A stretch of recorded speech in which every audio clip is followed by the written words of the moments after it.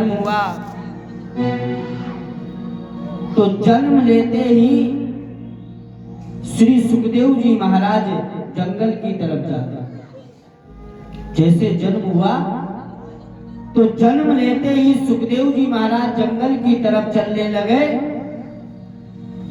तो पिता व्यास ने देखा बेटा का जन्म हुआ, कोई भी संस्कार नहीं हुआ और बेटा जंगल की तरफ जा रहा।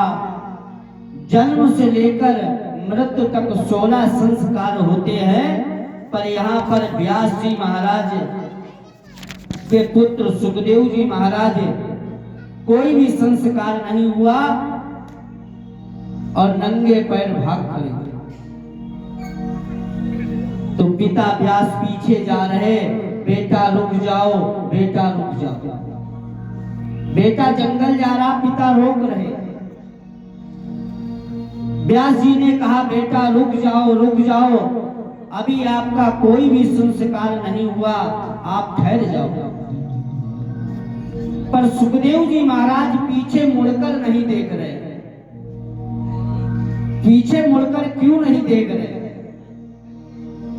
सुखदेव जी महाराज का विचार है मैं धर्म के कार्य के लिए जा रहा हूं, अगर मैंने बार बार पीछे मुड़कर देखा तो मैं माया में फंस जाऊंगा। पंडित जी माचिस।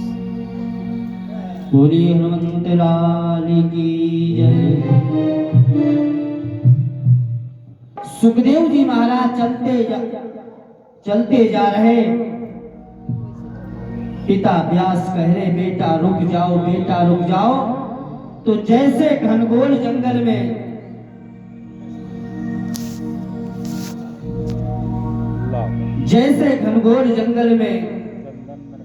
व्यास जी प्रवेश हुए तो व्यास जी के रास्ते को वृक्षों ने अवरुद्ध कर दिया। वृक्षों ने व्यास जी के रास्ते को रोक दिया और कहा व्यास जी आप जैसे परम ज्ञानी, परम भागवत, आपने कई पुराणों की रचना की है, आप जैसे अगर ज्ञानी ऊपर आ जाइए, आप जैसे परम ज्ञानी, परम भागवत अगर इस प्रकार अगर मुदन करेंगे तो साधारण मनुष्यों का मार्गदर्शन कौन करेगा? जैसे व्यास जी ने कहा, वृक्षों ने व्यास जी से कहा गुरुदेव महाराज की जय हो।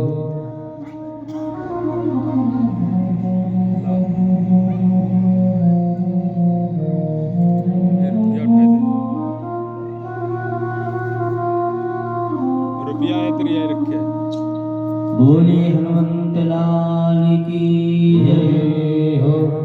व्यास नारायण भगवान की जय हो। व्यास जी के रास्ते को वृक्षों ने अवरुद्ध कर दिया।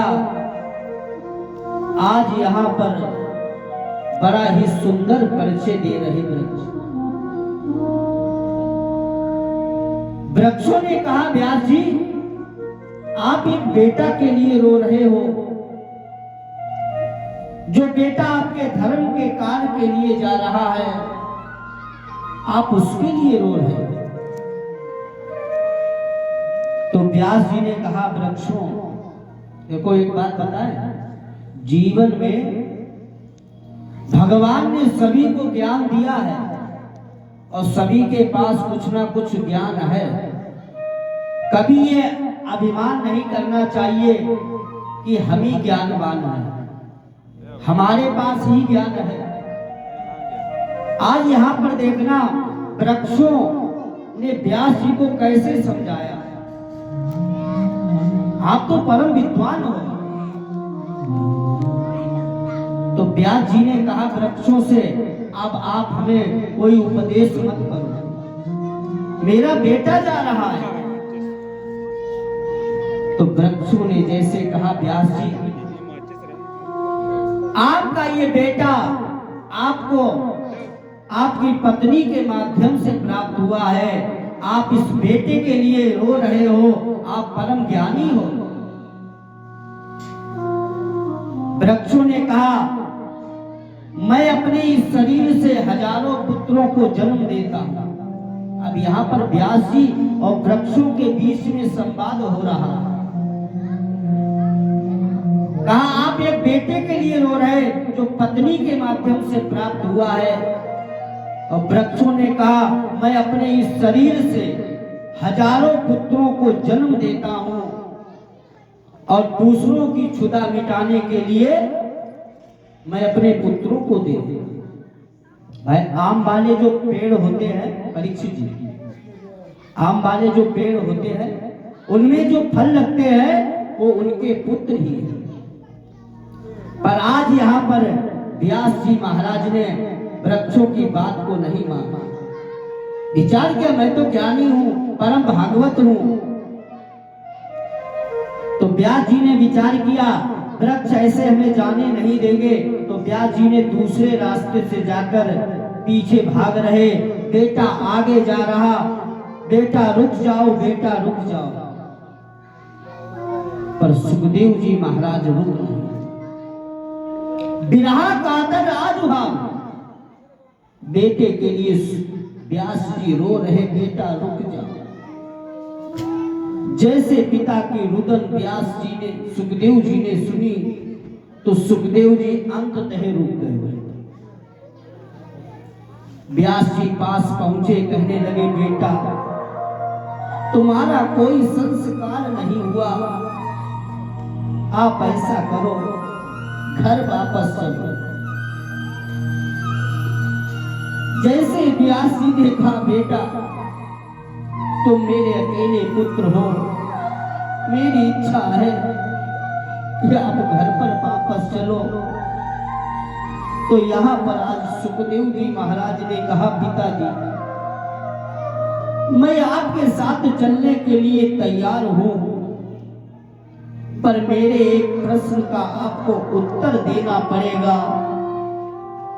व्यास जी के नेत्रों में अश्रुधारा बह रही, कहने लगी, बेटा प्रश्न करो, मैं तुम्हारे प्रश्न का उत्तर दे दूंगा, तुम घर वापस चलो। बड़े ध्यान से सुनना। आज एक बेटा ने अपने पिता से प्रश्न क्या कर दिया, परीक्षित जी, आज एक बेटा ने अपने पिता से प्रश्न क्या कर दिया। ध्यान से सुनना, किस कथा से हमको क्या शिक्षा प्राप्त होगी, ये बहुत जरूरी है। सुखदेव जी महाराज ने कहा, पिताजी मेरे प्रश्न का उत्तर आप दोगे, मैं आपके साथ चलने के लिए तैयार हूं। तो पिता व्यास ने कहा, बेटा प्रश्न करो, और जब प्रश्न अच्छा होगा तो कृष्ण भी अच्छा होगा। आज सुखदेव जी ने कहा, पिताजी एक बार की बात है, एक राजा शिकार करने के लिए जंगल गया। ध्यान से सुनना, आज व्यास जी बेटा ने पिता से प्रश्न कर दिया। कहा, एक समय की बात है, एक राजा शिकार करने के लिए जंगल गया। तो जैसे जंगल गया तो उस राजा की रानी ने अपनी दासी से कहा, ये जो महल के पास एक व्यक्ति जा रहा है, इसे अंदर लेकर आओ। तो दासी ने रानी की आज्ञा ली और जाकर उस व्यक्ति को महारानी के कक्ष में पहुंचाता है। वो व्यक्ति महारानी के कक्ष में बैठा, पर इधर हुआ क्या, राजा जो शिकार की कामना से बाहर गया वो वापस आ गया। तो जैसे महल में राजा पहुंचे तो महारानी को पता लगा महाराज वापस आ गए, और रानी के कक्ष में जो व्यक्ति बैठा है वो डर गया। विचार किया, मैं रानी के कक्ष में बैठा हूं, अगर राजा ने मुझे देख लिया तो मुझे फांसी हो जाएगी। वो व्यक्ति इतना डर गया, भयभीत हो गया। विचार किया, कहां जाकर छुपूं। विचार किया किसी कोने में अगर मैं छुपूंगा तो राजा को अगर पता लग गया तो सैनिकों के माध्यम से मुझे ढूंढवा लेना, मुझे फांसी हो जाए। तो विचार किया एक ऐसा स्थान है जहां पर राजा जाएगा नहीं। आज वो व्यक्ति वहां पर छुप गया जहां पर लोग मलमूत्र का त्याग करते हैं। तो जैसे राजा अंदर पहुंचे, महारानी ने कहा महाराज आप तो शिकार की कामना से गए, इतनी जल्दी वापस कैसे आए? अब वो व्यक्ति वहां पर उल्टा डर की वजह से लटका और इधर रानी ने राजा से कहा महाराज आप वापस कैसे? तो राजा ने कहा महारानी अभी मेरा शरीर कुछ स्वस्थ नहीं, मैंने विचार किया अभी महल पास में है, शौचाद क्रिया से निवृत्त होकर फिर दोबारा जाता। तो राजा ने जाकर उस व्यक्ति के ऊपर मलमूत्र का त्याग किया। वो डर की वजह से भयभीत उल्टा लटका है। राजा ने जाकर उसके ऊपर मलमूत्र का त्याग किया।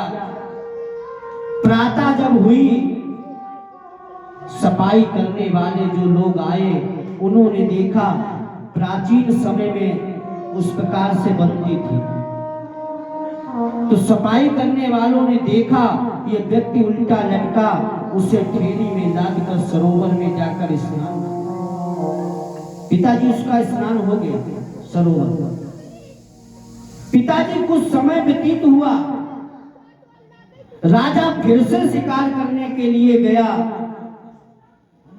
और वो व्यक्ति फिर उस महल के पास से जा रहा। रानी ने दासी से कहा उस व्यक्ति को अंदर लाओ, पिताजी ये बताओ उसे दोबारा वहां जाना चाहिए या नहीं जाना चाहिए?